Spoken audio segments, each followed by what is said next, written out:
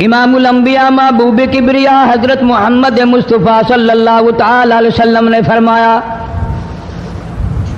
لو کان بعدی نبی لکان عمر او کما قال النبی صلی اللہ تعالی علیہ وسلم، او لوگو اگر میرے بعد کوئی نبی آنا ہوتا، اللہ کو کوئی پیغمبر اور بھیجنا ہوتا تو میرے بعد فاروق اعظم رضی اللہ تعالیٰ عنہ نبی بن کر آتے۔ امیر المومنین خلیفۃ المسلمین سیدنا فاروق اعظم رضی اللہ تعالیٰ عنہ ان بہادر جوانوں میں سے ہے جن کا دبدبہ آج تک دنیا میں مانا جاتا ہے۔ اہل اسلام نے مورخین نے تاریخ کی کتابوں میں لکھا ہے اگر فاروق 1 سال اور زندہ رہ جاتے دنیا میں کفر کا نام و نشان باقی نہ رہتا۔ جناب فاروق اعظم رضی اللہ تعالیٰ عنہ بہت بڑا عظیم انسان ہے، بہت بڑا آدمی ہے، بہت بڑی ہستی کا مالک ہے۔ جناب مدنی کریم صلی اللہ تعالی علیہ وسلم کی دعا کا ثمر بن کر آیا، دعا کا نتیجہ بن کر آیا۔ ابراہیم علیہ السلام نے بیت اللہ کی تعمیر کرتے وقت دعا مانگی، بیت اللہ بناتے وقت دعا مانگی، امام الانبیاء صلی اللہ علیہ وسلم کو مانگا، گویا خلیل اللہ نے حبیب اللہ کو مانگا۔ خلیل کی دعا کا ثمر، خلیل کی دعا کا جواب، خلیل کی دعا کا نتیجہ کم سے کم 4000 سال بعد آیا۔ کالی کملی والے صلی اللہ علیہ وسلم نے جو فاروق اعظم کے لیے جھولی پھیلائی، ادھر جھولی پھیلائی، ادھر فاروق اعظم سامنے کھڑے تھے۔ ملتان کے مسلمانوں کبھی تو سوچا کرو مانگنے والے کی جھولی بھی دیکھ۔ مانگنے والا کوئی عام آدمی نہیں، کوئی بادشاہ نہیں، کوئی فقیر نہیں، کوئی پیر نہیں، کوئی مولوی نہیں، کوئی عام آدمی نہیں۔ مانگنے والے کو بھی دیکھ، مانگنے والے کی جھولی کو بھی دیکھ، اور دینے والے رب العالمین کے خزانے کو بھی دیکھ، اور آنے والے فاروق اعظم کو بھی دیکھ۔ کس شان سے مانگا، رو رو کے مانگا، آہو جار زاری کر کے مانگا۔ مسلمان بڑے پریشان ہیں۔ سرزمین عرب میں مکے کی سرزمین پہ مسلمانوں کی تعداد بڑی مختصر ہے۔ مورخین نے لکھا ہے فاروق اعظم رضی اللہ تعالیٰ عنہ کی تشریف لانے والے دن تک مسلمانوں کی تعداد صرف 14 تھی۔ بہت پریشان کیا گیا مسلمانوں کو۔ تمہیں آج قرآن کی کیا قدر ہو، تمہیں آج ایمان کی کیا قدر ہو، تمہیں آج اسلام کی کیا قدر ہو۔ کبھی ان غریب صحابہ کرام کی قبروں سے جا کے پوچھو، خدا کی قسم جن کو اتنا مارا گیا، اتنا مارا گیا کہ عرش عظیم کانپ اٹھتا تھا۔ مردوں کو مار پڑی، عورتوں کو مار پڑی، نوجوان بچیوں کو مار پڑی اسلام اور ایمان کی وجہ سے۔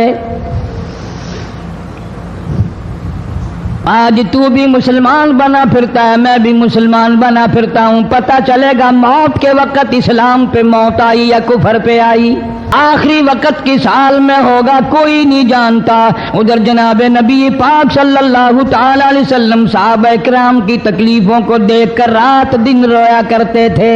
جناب فاروق اعظم رضی اللہ تعالیٰ عنہ اتنا عظیم آدمی ہے، اتنا بڑے مرتبے کا مالک ہے۔ 2 آدمیوں میں تلخی ہو گئی، لڑائی ہو گئی تلوار پہ۔ ایک مسلمان منافق ہے، ایک یہودی ہے، وہ کہتا ہے تلوار میری ہے، وہ کہتا ہے تلوار میری ہے۔ جناب نبی پاک صلی اللہ تعالی علیہ وسلم کے پاس تشریف لے آئے، حضور کی خدمت میں دونوں آ گئے، معاملہ سامنے رکھ دیا۔ جناب نبی پاک صلی اللہ تعالی علیہ وسلم نے معاملے کی تحقیق کر کے تلوار یہودی کو دے دی، اصل میں تھی بھی یہودی کی۔ وہ مسلمان جو تھا منافق باہر نکل کے یہودی کو کہنے لگا کہ یار فیصلہ تو ہو گیا پر مزہ نہیں آیا، میں تو حضرت عمر سے فیصلہ کراؤں گا دوبارہ۔ اب یہودی تو جانتا تھا کہ مسلمان ہو اور نبی پاک صلی اللہ علیہ وسلم کے فیصلے کے خلاف کرے، یہ ناممکن ہے، یہ ہو نہیں سکتا۔ وہ کہنے لگا بھائی جہاں دل کرے وہاں چلو۔ وہ منافق فاروق اعظم کے پاس آیا یہودی کو لے کر اور کہنے لگا کمال ہے یار تمہارے بھی، اچھے لوگ ہو، تمہیں مسلمان کی قدر ہی نہیں۔ فاروق اعظم نے پوچھا کیا ہوا؟ وہ کہنے لگا حد ہوگی، تم کلمہ پڑھنے والے کی قیمت ہی نہیں جانتے، قدر ہی نہیں کرتے۔ اس نے کہا بھئی ہوا کیا؟ کہ دیکھو تلوار میری تھی، اس کو مل گئی، فیصلہ کریں آپ۔ یہودی جانتا تھا، کہنے لگا بھائی پہلے بات سن لینا، تمہارے نبی پاک صلی اللہ علیہ وسلم نے پہلے فیصلہ فرمایا، تلوار مجھے دے دی ہے، میری ہے۔ میں نے کہا جاؤ بھائی فیصلہ تو ہو گیا۔ وہ منافق کہنے لگا نہیں جی میں تو آپ سے فیصلہ کراؤں گا۔ فاروق اعظم فرمانے لگے فیصلہ تو ہو گیا، جاؤ۔ انہوں نے کہا نہیں جی آپ فیصلہ کریں۔ انہوں نے کہا اچھا نبی کے فیصلے کے بعد مجھ سے فیصلہ کرانے آئے ہو؟ کہ جی ہاں میں تو آپ سے فیصلہ کراؤں گا۔ تو پھر تشریف رکھو، میں فیصلہ کر دوں گا۔ حضرت عمر رضی اللہ تعالی عنہ تشریف لے گئے، اندر گھر میں تلوار لے آئے، فرمایا اب بھی چلے جاؤ، فیصلہ ہو گیا۔ وہ منافق کہنے لگا نہیں جی آپ فیصلہ کر دیں۔ انہوں نے کہا اچھا میں فیصلہ کرتا ہوں۔ اٹھائی تلوار، ماری گردن پہ، وہ جا کے پڑی کہ جو میرے محبوب کریم صلی اللہ علیہ وسلم کے فیصلے کو نہیں مانتا، میرے پاس اس کے لیے یہ فیصلہ ہے۔ اب وہ منافق تو مر گیا، اب مدینے میں اور منافق بھی جتنے تھے شور مچ گیا، ہائے ہائے ابدال مار دیا، ہائے ہائے غوث مار دیا، بڑا نیک تھا، بڑا تہجد گزار تھا، بڑے سجدے کرنے والا تھا، بڑا یوں تھا اور بڑا یوں تھا، شور مچ گیا۔ اور یہ سارے کے سارے نبی پاک صلی اللہ علیہ وسلم کی خدمت میں حاضر ہوئے۔ انہوں نے کہا جی بدلہ دلواؤ، ظلم کر دیا فاروق اعظم کے بارے میں کہا۔ آپ صلی اللہ علیہ وسلم نے معاملے کی تحقیق فرمائی تو آپ نے فاروق اعظم رضی اللہ تعالیٰ عنہ کو بلوایا اور فرمایا معاملہ کیا ہے؟ تو فاروق اعظم نے فرما دیا جی آپ کے فیصلے کے بعد یہ میرے پاس فیصلہ کرانے جو آئے، اس کے لیے میرے پاس، جو تیرا فیصلہ نہ مانے میرے پاس اس کے لیے یہی فیصلہ ہے، اور کوئی فیصلہ کرانے کے لیے آ کے دیکھے یہی فیصلہ کروں گا۔ اب وہ منافق تو ہوتا ہی بے ایمان ہے، وہ مکر گئے۔ انہوں نے کہا نہیں جی ہم میں سے کوئی فیصلے کے لیے گیا ہی نہیں، میں تو بیچارہ نماز پڑھ کے اللہ اللہ کرتا ہوا جا رہا تھا اور خام خواہ مار دیا یوں ہی، کوئی جھگڑا نہیں، کوئی لڑائی نہیں، کوئی فساد نہیں، کوئی فتنہ نہیں، یوں ہی مار دیا بیچارہ، ہائے قرآن پڑھتا ہوا مار دیا، ہائے اللہ اللہ کرتا ہوا مار دیا۔ اب ضرورت پڑی گواہ کی کہ بھی اس بات کا گواہ کون ہے کہ یہ دوبارہ فیصلہ کرانا چاہتا تھا۔ منافق جھوٹ بولنے میں کوئی سانس خالی نہیں جانے دیتا۔ ارشاد فرمایا مدنی کریم صلی اللہ تعالی علیہ وسلم نے لوگوں منافق کی 3 نشانیاں، منافق کی 3 پہچان ہے، منافق کی 3 عادتیں ہیں۔ اذا حدث کذب، جب بھی بات کرے گا جھوٹ بولے گا۔ اذا وعد اخلف، وعدہ کرے گا اس کے خلاف کرے گا۔ امانت میں خیانت کرے گا، بات کرے گا تو جھوٹ بولے گا، وعدہ کرے گا اس کے خلاف کرے گا۔ امانت رکھ دی جائے اس میں ضرور بے ایمانی کرے گا، وعدے کے خلاف کرے گا، جھوٹ بولے گا۔ جناب نبی پاک صلی اللہ تعالی علیہ وسلم نے فاروق اعظم سے فرمایا گواہ لے آؤ۔ فاروق اعظم رضی اللہ تعالیٰ عنہ نے عرض کیا یا رسول اللہ صلی اللہ علیہ وسلم میرے پاس گواہ کہاں ہے؟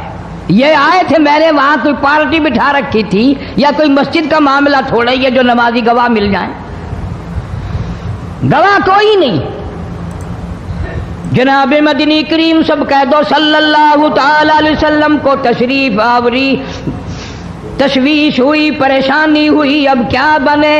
فاروق اعظم کے پاس گواہ کوئی نہیں، معاملہ قتل کا ہے، معاملہ آدمی کا ہے۔ اللہ پاک جل شانہ کا دریائے کرم جوش میں آیا، آواز آئی فلا وربک۔ کاش مسلمانوں تم قرآن کریم کا انداز سمجھتے، تمہیں قرآن کے ربط ضبط کا پتہ ہوتا، تمہارے دل میں یہ یقین ہوتا کہ جیسے انگریزی سے نوکری مل جاتی ہے، عربی پڑھنے سے جنت مل جائے گی، ذرا برابر بھی یقین ہوتا تم اس آیت کو پڑھ کر مر جاتے۔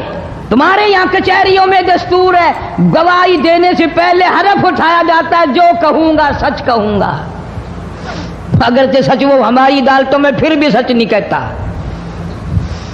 سچ کہلوانے والے سچے نہیں، سچ کہنے والا سچا نہیں۔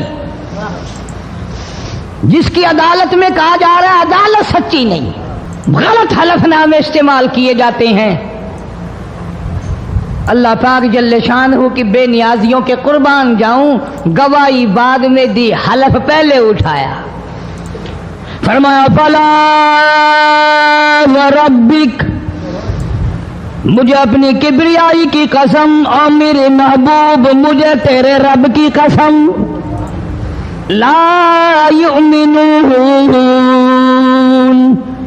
ہرگز ایماندار نہیں، ہرگز مومن نہیں، ہرگز ایمان والا نہیں، ہرگز کلمے والا نہیں، ہرگز اسلام والا نہیں. لا یؤمنون حتی یحکموک فیما شجر بینہم ثم لا یجدوا فی انفسہم حرجا مما قضیت ویسلموا تسلیما. قرآن کریم میں اللہ پاک فرماتے ہیں مجھے تیرے رب کی قسم میں گواہی دیتا ہوں وہ آدمی ایماندار ہو ہی نہیں سکتا، وہ ایمان والا بن ہی نہیں سکتا، وہ کلمے والا ہو ہی نہیں سکتا، اسلام والا ہو ہی نہیں سکتا جو میرے محبوب تیرے فیصلے کو نہ مانے، جو تیرا فیصلہ ٹھکرا دے، جو تیرے فیصلے کو تسلیم نہ کرے. میں خدا عدالت میں گواہ بن کر آیا، میں گواہی دینے کے لیے آیا ہوں، وہ ایماندار ہے ہی نہیں جو کالی کملی والے صلی اللہ تعالی علیہ وسلم کے فیصلے کو نہ مانے.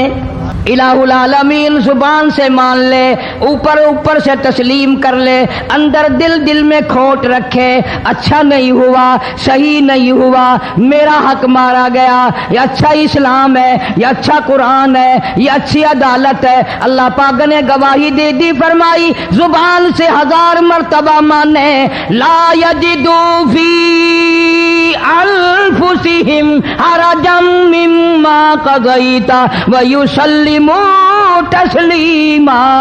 میرے محبوب کریم صلی اللہ علیہ وسلم تیرے رب کی قسم جس کے دل میں تیرے فیصلے کی بات ذرہ برابر بھی شک رہے وہ ایماندار ہو ہی نہیں سکتا. ہم سوچیں تو صحیح کتنے فیصلے آج ہم اللہ کی عدالت اللہ کے حکم کے مطابق کرتے ہیں. فیصلہ کرنے والا بھی اسلام کے مطابق فیصلہ نہیں کرتا، فیصلہ ماننے والا بھی اسلام کے مطابق فیصلہ نہیں مانتا. آپ کے سامنے ہے جو کچھ اس کائنات میں ہو رہا ہے. جناب فاروق اعظم رضی اللہ تعالیٰ عنہ اس حالت میں تشریف لائے، امام الانبیاء محبوب کبریا حضرت محمد مصطفیٰ صلی اللہ تعالیٰ علیہ وسلم کی ذات اقدس ہے. دار ارقم میں نماز کے لیے وضو فرما رہے ہیں، نماز کی تیاری فرما رہے ہیں. فاروق اعظم ایمان لانے کے لیے تشریف لائے، حاضر خدمت ہوئے، کلمہ پڑھ کر مسلمان ہو گئے اور آپ نماز پڑھنے کے لیے کھڑے ہونے لگے. دار ارقم کے مکان میں اندر کوٹھڑی میں فاروق پوچھنے لگا میرے آقا یہ کیا کرنے لگے ہو؟ فرمایا اے عمر نماز پڑھنے لگا ہوں، رب کی عبادت کرنے لگا ہوں. فاروق اعظم نے پوچھا سارا جہان رب کی عبادت بیت اللہ میں کرتا ہے، خانہ کعبہ میں کرتا ہے، آپ یہاں چھپ کر کوٹڑی میں نماز پڑھتے ہیں؟ جناب مدنی کریم صلی اللہ تعالی علیہ وسلم کی آنکھوں میں آنسو آ گئے. فرمایا فاروق تیری قوم مجھے بیت اللہ میں نماز نہیں پڑھنے دیتی، سجدہ نہیں کرنے دیتی.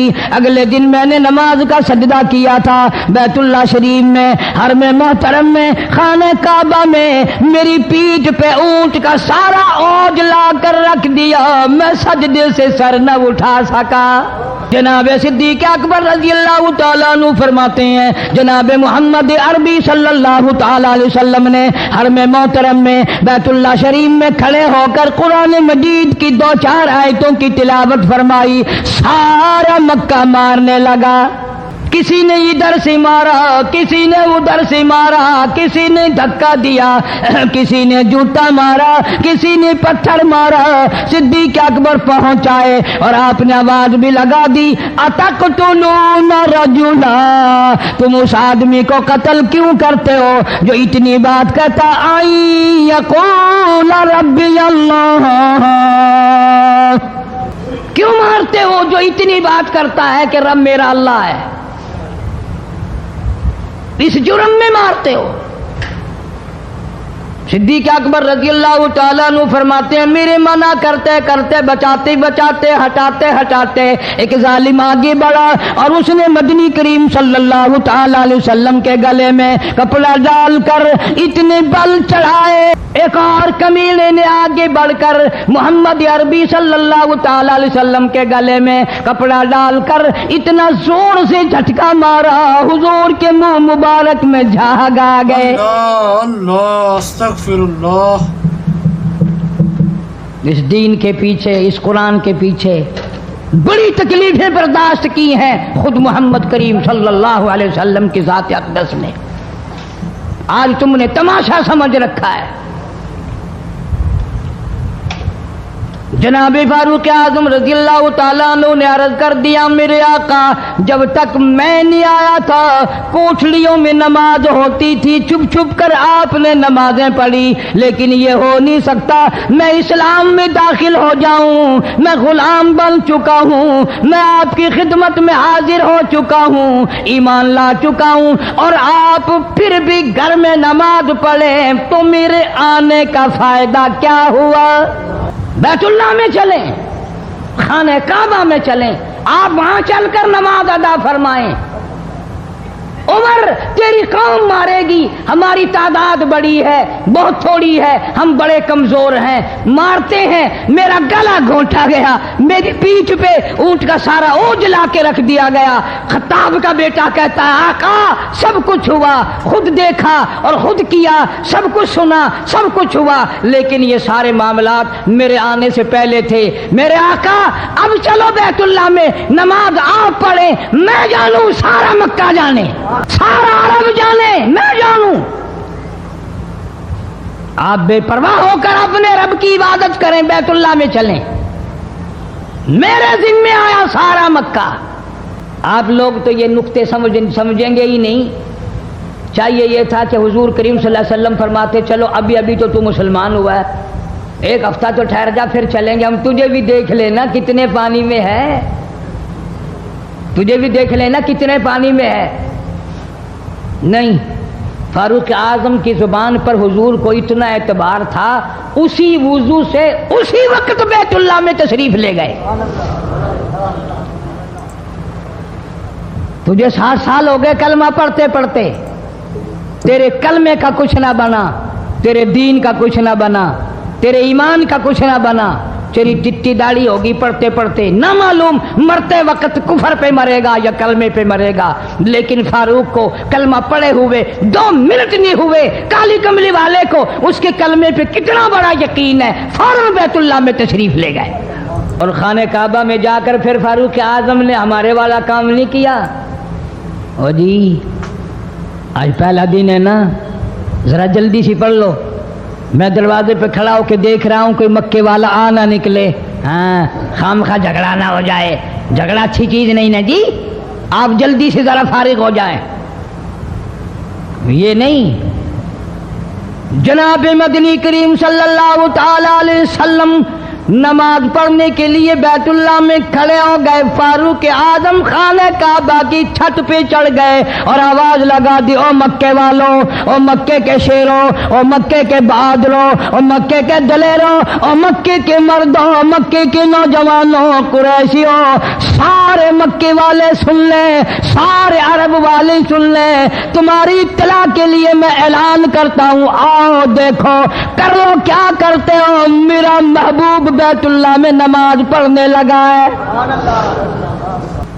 صرف یہی نہیں آواز لگا دی مکے والوں جس نے اپنی بیوی کو بیوہ بنانا ہو سامنے آ جائے جس نے اپنے بچوں کو یتیم کرانا ہو سامنے آ جائے جس نے اپنے گھر کو اجاڑنا ہو فاروق کے سامنے آ جائے.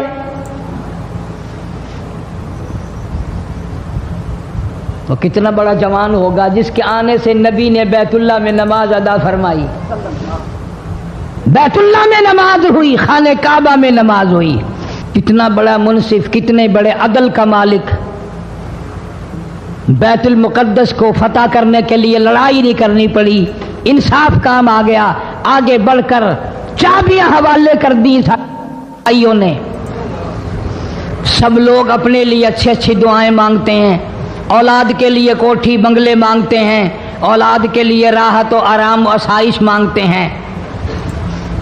आप ना जाने क्या क्या मांगते होंगे, मैं ना जाने अपने लिए अपनी औलाद के लिए क्या क्या मांगता हूँगा, लेकिन फारूक की दुआ तो देखो, कहता अल्लाहुम्मा अर्ज़ुक़ना शहादतन फी सबीलिक। मौला तेरी हुजूर में मेरी इल्तजा है, मेरी दुआ है, मेरी मुनाजात है, मैं तेरी हुजूर में दुआ मांगता हूँ। मौला मुझे बिस्तर की मौत से बचा, मैं अपने घर की मौत से पनाह मांगता हूँ, तेरी राह में तेरे नाम पे कुर्बानी दिया चाहता हूँ। शहादत यूं ही नहीं मिला करती, इसके लिए तो बड़ी तगो-दौ करनी पड़ती है, इसके लिए बड़ी जुस्तजू करनी पड़ती है, इसके लिए बड़े दामन फैलाने पड़ते हैं, इसके लिए बड़ी दौड़ धूप करनी पड़ती है। यूं ही तो अल्लाह पाक ने ऐलान नहीं कर दिया, फरमाया वला तक़ूलू लिमन युक़तलु फी सबीलिल्लाह फी सबीलिल्लाहि अम्वात। अल्लाह फरमाते हैं, और लोगों जो मेरे नाम पे सर कटा दे, मेरे नाम पे मर जाए, मेरा काम करता करता मर जाए, मेरा कुरान पढ़ता पढ़ता मर जाए, मेरी नमाज का सजदा करता करता मर जाए, मेरा नाम लेता लेता मर जाए, अल्लाह फरमाते हैं मेरे यहाँ उसका इतना बड़ा मर्तबा है, तुम दुनिया में रहने वालों को, फरिश्तों को इजाजत नहीं कि ऐसे मरने वाले को मुर्दा ना कहें। बल अहयाउन वलाकिन ला तशउरून, वो जिंदा है, तुम्हें उनकी जिंदगी की तमीज नहीं है, समझने का सलीका और शऊर नहीं है। फारूक आजम दुआ मांगते हैं, अल्लाहुम्मा अर्ज़ुक़ना शहादतन फी सबीलिक। या अल्लाह तेरी राह में शहादत की मौत मांगता हूं। काबुल से लेकर तराबुलस तक इस्लाम का झंडा लहराने वाला फारूक आजम, सुभान अल्लाह, अल्लाहु अकबर। 900 जामिया मस्जिदें, 9000 बड़ी छोटी मस्जिदें बनाने वाला फारूक आजम रज़ी अल्लाह ताला अन्हु, जिसके दौरे खिलाफत में इस्लाम को इतनी तरक्की मिली, इस्लाम को इतना उरूज मिला, और वो बात पूरी करके दिखाई जो काली कमली वाले सल्लल्लाहु अलैहि वसल्लम ने दुआ मांगी थी कि फारूक को अगर ईमान मिल जाए तो तेरे इस्लाम को शान मिल जाएगी, शौकत मिल जाएगी, अजमत मिल जाएगी। अजमत बन के दिखाया और मोहब्बत का मेयार अर्ज कर दिया, वजाल मौतना फी बलदी मुहम्मदिन सल्लल्लाहु अलैहि वसल्लम। मौला ओ मेरे परवरदिगार, मदीने की मौत अता फरमा, यार के शहर की मौत अता फरमा।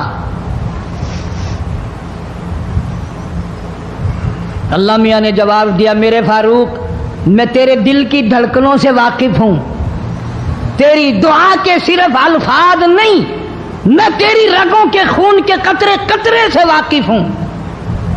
तुझे तो दफन के लिए ऐसी जगह दूंगा बिल्कुल अपने महबूब करीम सल्लल्लाहु अलैहि वसल्लम के बगल में, बराबर में। क्यों? मेरे महबूब को भी तुझसे बड़ी मोहब्बत है, इतना करीब तुझे खबर की जगह दूंगा, जब उसका दिल करे वो तुझे देख ले, जब तेरा दिल करे तू दीदार कर ले। तुझे तो इतना करीब जगह दूंगा, तू मदीना मांगता है। और फरमाया फारूक तुझे ऐसी मौत दूंगा, किसी की शहादत की गवाही देने के लिए ओहद का पत्थर आएगा, किसी की शहादत की गवाही देने के लिए हुनैन की मिट्टी आएगी, किसी की शहादत की गवाही देने के लिए बदर की मिट्टी आएगी, किसी की गवाही देने के लिए ओहद के पत्थर आएंगे, तो तबूक की मिट्टी आएगी, कादसिया की मिट्टी आएगी। पर ऐ मेरे फारूक आजम रज़ियल्लाहु ताला अन्हु, तेरी शहादत की गवाही देने के लिए मेरे नबी का मुसल्ला आएगा, تیری شہادت کی گواہی دینے کے لیے فجر کی نماز آئے گی، تیری شہادت کی گواہی دینے کے لیے سارا مدینہ آئے گا، تیری شہادت کی گواہی دینے کے لیے میرے نبی پاک صلی اللہ علیہ وسلم کی مسجد آئے گی۔